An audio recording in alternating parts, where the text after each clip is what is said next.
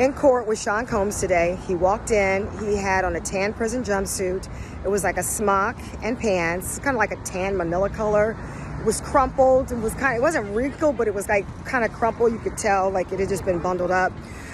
He had a gray t-shirt on underneath that. His hair, it was neat, but it was like a little high for the haircut. It wasn't like, there was no fade on the side. It was a little high. His beard was also a little long. It just wasn't crisp and tight the way you would, when you get a fresh shave. So let's do that. That's the first thing.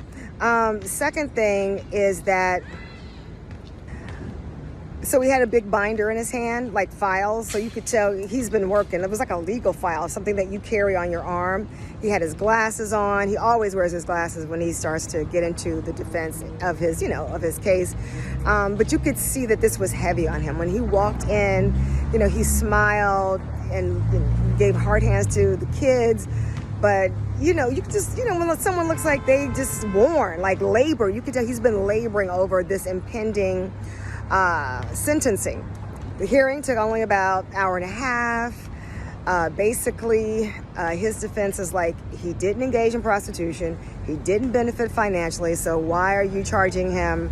Why would you uphold this conviction of purposes to engage in prostitution? And prosecution said, listen, that's what the statute says. It doesn't say engage. It doesn't say financially benefit. It says transportation. No verdict today. No decision on, whether he's going to be acquitted. The judge just kind of left it hanging out there. He was like, well, I'll let you know very shortly. Good arguments on both sides. I will let you guys know very shortly. Otherwise, I will see you next Friday. So next Friday is the sentencing. So no decision today, but all the kids were here. Mama Combs was here. And you could just say it was just heavy. Like his appearance just looked, when someone has been just worn. So that's what it is.